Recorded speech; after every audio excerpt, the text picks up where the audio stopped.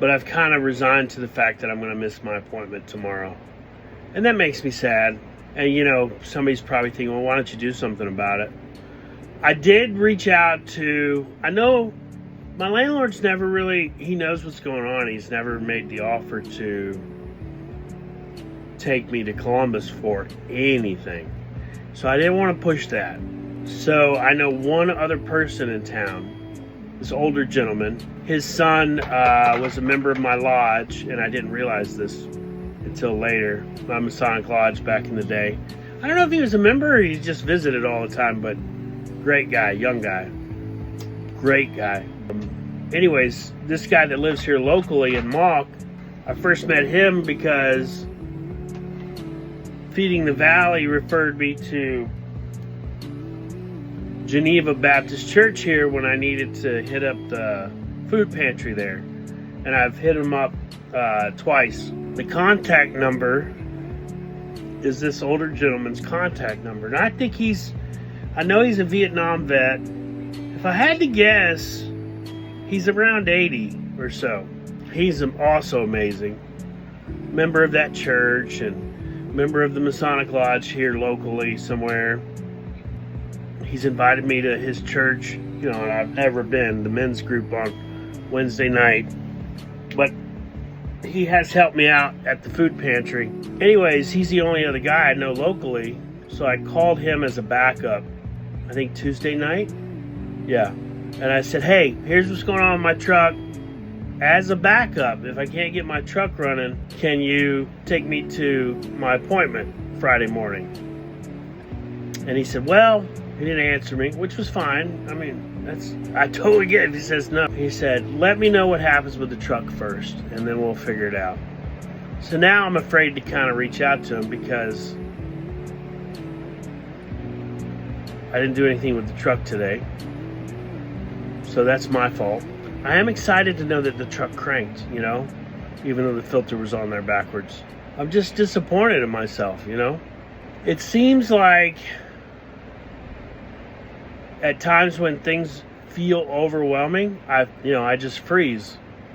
I mean, that's been the example in recent jobs that I've had, where the jobs, 3 of them actually, got to a point where a lot was being, what I felt like or my brain perceived as a lot of responsibility, and I totally freeze.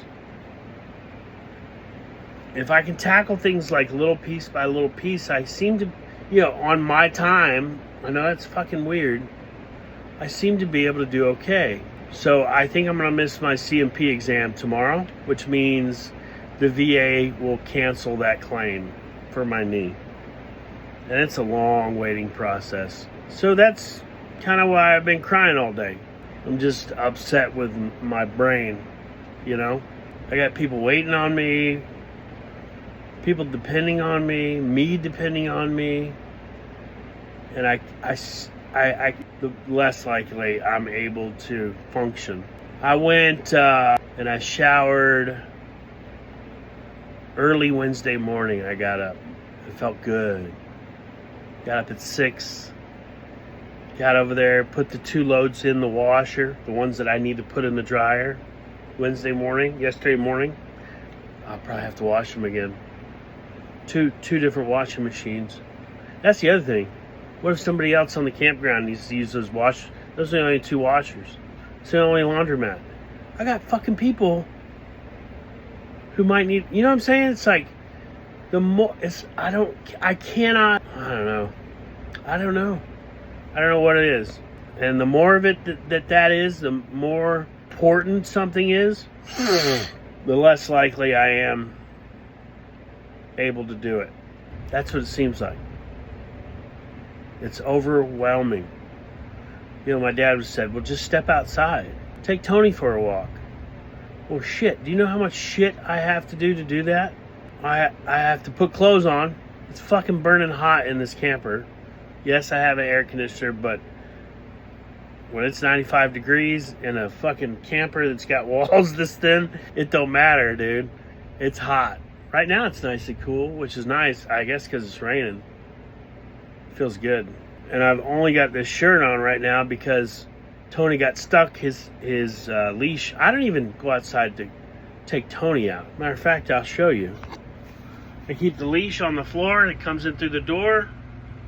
When he wants to go out, I clip him, open the door, he goes out. I don't even go outside, okay? The other thing is, for those 25 days that I didn't shower, and I have showered, believe it or not. This is actually pretty good hair. I have been wearing the same clothes because all my clothes were dirty even before those 25 days. You know, to do a load of laundry is $4, and it's on the other side of the campground. I got a lot of excuses, but mainly the biggest excuse is my brain, you know, because I've had quarters. So I've been wearing the same damn clothes, which are now filthy not just filthy from the days of wear, the days I did wear clothes. There are multiple days when I just stayed inside and didn't wear anything because it's hot. But, we've been working on a truck. So if that gives you an idea of how, I got clean yesterday and I have to put on the same dirty ass clothes. Anyways, some days are good and some days are bad. And there's even good days when I don't go outside at all for several days in a row. Today wasn't a super bad day. I've had worse recently, especially recently. I did good for several months. Pretty good. I'd have sad days. And then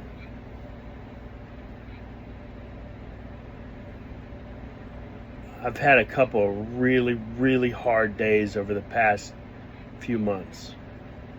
Yeah, since May. Really, really hard days.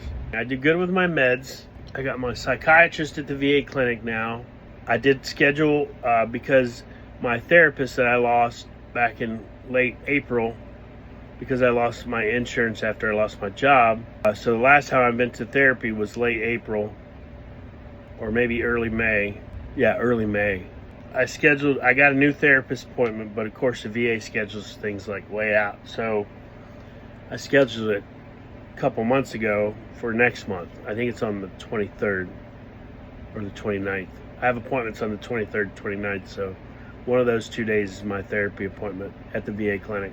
I have a weekly support group online with this bipolar support group, and then a monthly anxiety support group meeting online.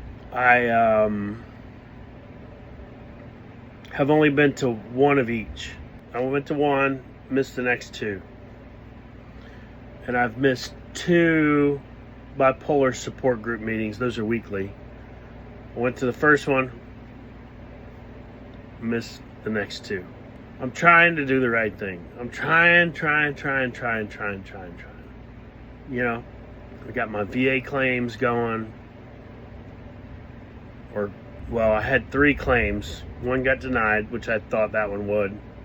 My left ankle got approved, so I do have a rating now. My ankle was from Fort Rucker, jumping into a foxhole. And then this third one is still being decisioned on. My knee from a Humvee accident in Korea. And then I've got my SSDI application, which I submitted in early May, I think. The other thing I'm working on there is, 365 days is the average time frame for your initial decision on a SSDI application in the state of Georgia, which is well above, I think the national average is 250 days, 300 days.